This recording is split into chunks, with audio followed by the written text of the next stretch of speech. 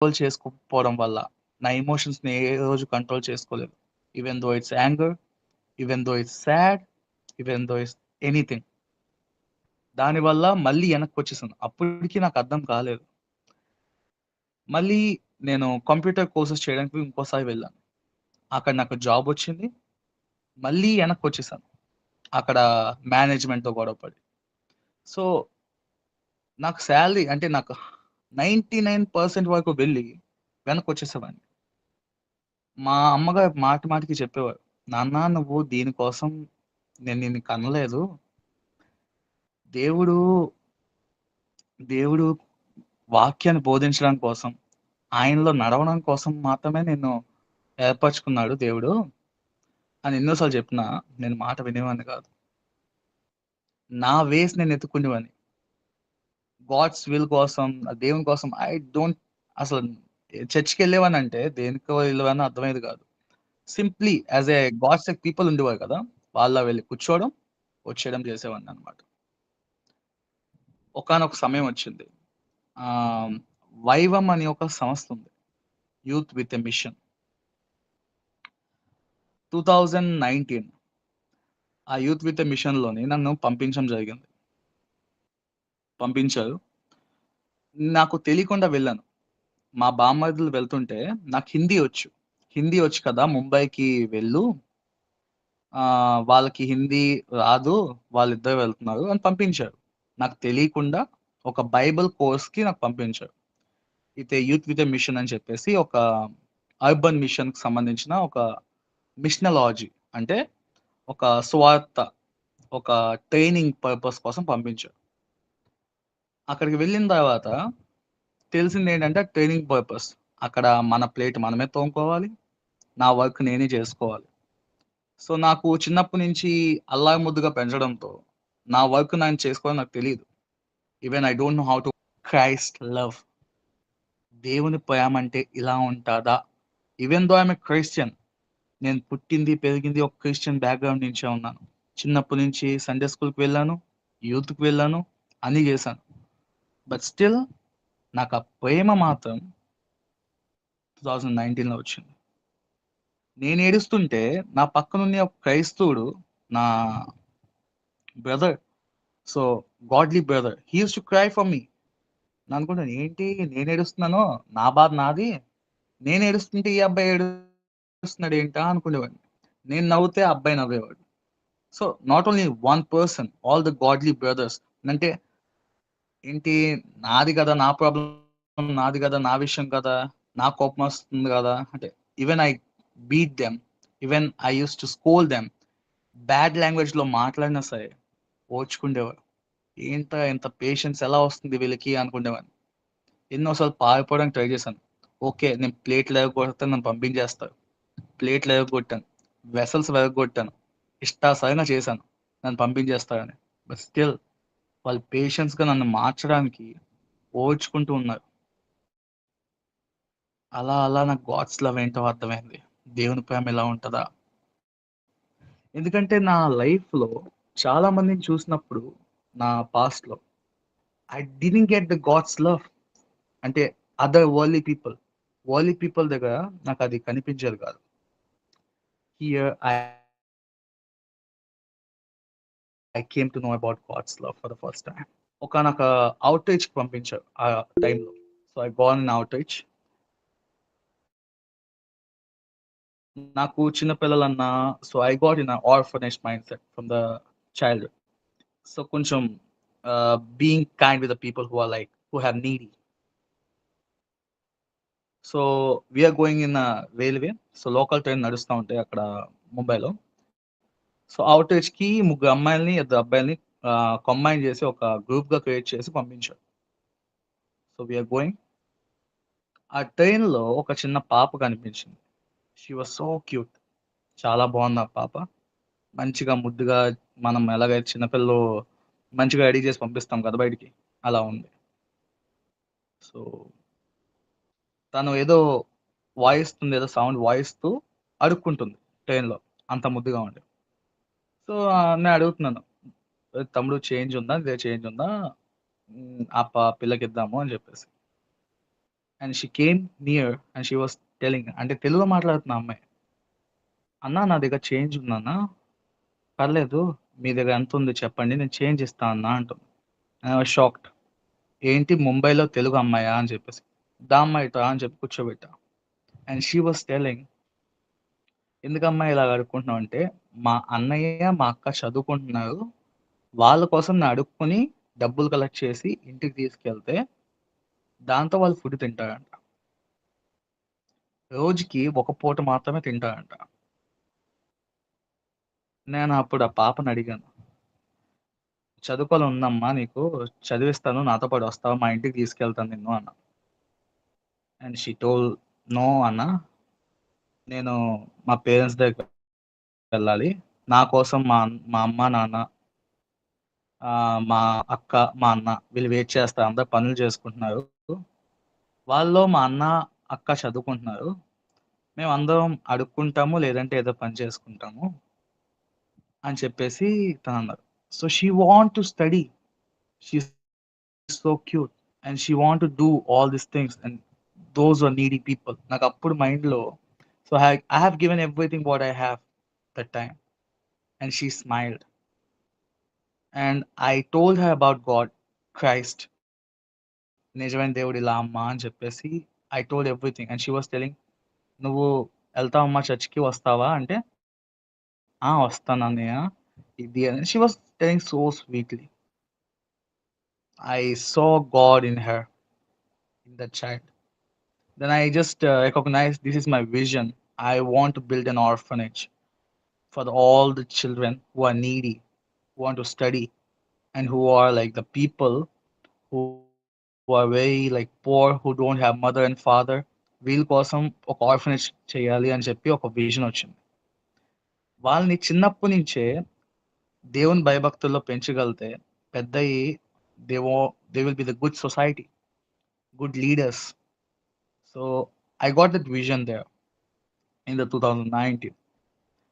ఆ తర్వాత మళ్ళీ నేను ఇంటికి వైజాగ్ వచ్చేసాను. వైజాగ్ వచ్చేసిన తర్వాత పడకూడదు అని చెప్పేసి, మళ్ళీ పాపంలో పడకూడదని చెప్పేసి, మా అమ్మ, నాన్న ఏం చేశారంటే, వీడిని మళ్ళీ పూణే పంపించేద్దాము అని చెప్పేసి అనుకున్నారు. వెంటనే ఎలాగోలా ట్రై చేసి నన్ను పూణే పంపించేశారు. డీటీఎస్‌కి, డిసైపుల్ ట్రైనింగ్ స్కూల్. అక్కడికి వెళ్ళి నేను ఒక 6 మంత్స్ చేశాను. But still I am suffering with my anger issues. నా ఇష్యూస్ తగ్గలేదు. Just I know about God's love. దేవుని ప్రేమ తెలుసుకున్నాను. ఉండడానికి ట్రై చేస్తున్నాను. కానీ లోపల నా క్యారెక్టర్ అనేది చేంజ్ అవ్వలేదు. I was in anger issues. I was having my habits, all the uncreative habits like drinking, smoking, all the other activities. So after that, I gone into the Lonavala. అక్కడ కూడా నన్ను మార్చడానికి చాలా try చేశారు. They're doing the level best to change me, to gain me knowledge about Christ. Even though I'm gaining the knowledge is not important. From inside, we have to change. From inside, we have to take the Holy Spirit baptism. బయట baptism తీసుకోవడం, బయట మనం నార్మల్గా క్రైస్ట్లో జీవించడం, పాటలు పాడడం వాక్యం కాదు, లోపల ఉండాలని చెప్పి, because I'm not changed from inside. ఆ తర్వాత మళ్ళీ లాక్డౌన్ మొదలైంది. ఆ తర్వాత 2021 లాక్డౌన్ మొదలయ్యడంతో నేను వచ్చేసాను. సో మమ్మల్ని పంపించడం జరిగింది. పూణే నుంచి వైజాగ్ వచ్చేసాను. సో చాలా టైం మధ్యలో గ్యాప్ వచ్చింది కదా, నేను ఇంకా లోపల నుంచి మారలేదు. I'm not change from inside, only from the out side I'm changed. So when our mind is empty, it is devil's workshop. మళ్ళీ ఆ సాతాను ఆలోచనల వల్ల, థాట్స్ వల్ల I became more enough bad enough from before. ఆ తర్వాత వచ్చిన తర్వాత ఎప్పుడైతే మనం కింద పడిపోతామో, కింద పడినప్పుడు ఇంకా దారుణంగా తయారవుతాం. సో నేను ఇంకా దారుణంగా తయారాను. ఈసారి I made A friendship with the gangsters of Vizag. వైజాగ్లో ఉన్న గ్యాంగ్స్టర్స్తో ఫ్రెండ్షిప్ చేసుకోవడం, పొలిటీషియన్స్ దగ్గరికి వెళ్ళి ర్యాలీస్ చేయడం, ర్యాలీస్కి నన్ను మాత్రం పిలవడం ఎందుకంటే నా వెనకాల కుర్రోళ్ళు ఉన్నాయని చెప్పేసి. ఈవెన్ దో ఇక్కడ కమ్యూనిటీలో మా ఫ్యామిలీ కొంచెం పెద్దడం వల్ల, దాంట్లోని అందరు గవర్నమెంట్ అఫీషియల్స్ వల్ల నా వెనకాల నేను మంచి నా ఉద్దేశం ఏంటంటే నేను ఫేమ్ అవ్వాలి. నేను పవర్ సంపాదించాలి. నా మైండ్‌లో ఎప్పుడు చిన్నప్పుడే ఫిక్స్ అయిపోయింది ఆ విషయం అనేది. సో, పవర్ సంపాదించాలి, ఫేమ్ అవ్వాలి అని చెప్పేసి నేననుకుంటే నా వెనకాల వీళ్ళేం చేసేవారంటే ఒక డ్రగ్స్ సప్లై అనగా, గంజాయి సప్లై అనగా ఇవన్నీ చేస్తూ నన్ను ముందు నించోబెట్టేవారు. బికాస్ అక్కడ కేస్ నా మీద ఫైల్ అవ్వదు. నా వరకు రానివ్వకుండా వీడి ఎనకాల పెద్దవాళ్ళున్నారు. బాబాయ్ వాళ్ళు, మామయ్య వాళ్ళు ఉండేవారు. So, they are protecting me because of my father. So that he may not know. నేను చేసినవన్నీ దుర్మార్గు పనులన్నీ చేసేవాడిని. Doing the all bad habits, all the things. అందరూ ఎళ్లి సలాం కొట్టేలా చేయాలి. ఒక రౌడీలా అవ్వాలి. ఒక రౌడీ అయితే అందరూ దానికి సలాం కొడతారు. So, I am going with the rowdy sheeters and rowdies things. Again God touch me. నన్ను దేవుడు ఎన్నో సార్లు పాస్టర్స్ ద్వారా ఎన్నో పట్టుకోవడానికి ట్రై చేశారు. బట్ పారిపోయేవాడిని అక్కడి నుంచి. నాకు నచ్చింది చేస్తా అని చెప్పి. At last in 2022, again they called me for the Mumbai. Again I gone for the Mumbai. ఎందుకంటే అప్పటికే నా ఫ్రెండ్‌కి యాక్సిడెంట్ అయింది. I lost my best friend in these areas. When the fights happened, he got killed. I gone to the Mumbai. మార్పు చెందుతాను అంటే మార్పు చెందాను. ఎలా అంటే outside నుంచి I became more holy, like studying Bible, doing all the holy things, everything. కానీ inside heart change అవ్వలా. Again I came, I join the నన్ను సమర్పించుకునేది ఒక పాస్టర్‌గా. కానీ నేను చేసేది జాబ్‌లో జాయిన్ అయ్యాను. స్టిల్ మమ్మీ చెప్పేది, "నాన్న నువ్వు ఏదో రోజు ఈ జాబ్ మానేయాలంటే," "లేదు మమ్మీ, నేనెందుకు మానేస్తాను? నేను సెటిల్ అవుతా. జాబ్ సంపాదిస్తా, బిజినెస్ చేస్తా, ఇది చేస్తా, డబ్బు సంపాదిస్తా" అనేవాడిని. "లేదు నాన్న ఇదంతా నీకు కోసం లేదు నువ్వు ఇది చేయకూడదు. నిన్ను దీనికోసం ఏర్పరచుకోలేదు. దేవుడి కోసం ఏర్పరచుకున్నాం నిన్ను సమర్పించుకున్నాము" అనేవారు. So, I was not listening to them. So, after that years got and 2024 నేను చేంజ్ అవ్వడానికి ట్రై చేస్తున్న టైంలో only with the habits and బయట ఔటర్ పార్ట్ మాత్రమే. దెబ్బ ఆ కాలంలో యోనా పడవెక్కెళ్తున్నప్పుడు యోనాకేమవ్వలేదు. యోనా పక్కనున్న ప్రజలకయింది. నాకర్థం కాలేదు. మా తమ్ముడికి ఒక సివియర్ యాక్సిడెంట్ అయ్యే వరకు. He got in severe accident. He got an accident. మా డ్యాడీ రిటైర్మెంట్ అయ్యారు. 2024 జనవరిలో. ఆయనొచ్చిన వెంటనే ఒక ఫంక్షన్ అయింది. ఆ ఫంక్షన్ తర్వాత డబ్బు చేతిలో ఉంది. అన్ని చేతిలో ఉన్నాయి. విచ్చలవిడిగా ఉన్నాం. ఏదైనా చేయొచ్చు. డబ్బు చేతిలో ఉంటే, అన్ని చేతిలో ఉంటే మనం ఏమైనా చేయొచ్చు అని చెప్పి ఒక మైండ్‌సెట్ ఒస్తది. ఆ టైంలో మా తమ్ముడు కూడా like everyone were so much proud enough to do everything. మా తమ్ముడికి యాక్సిడెంట్ అయింది. ఆన్ ఫిబ్రవరి 24థ్, 25థ్.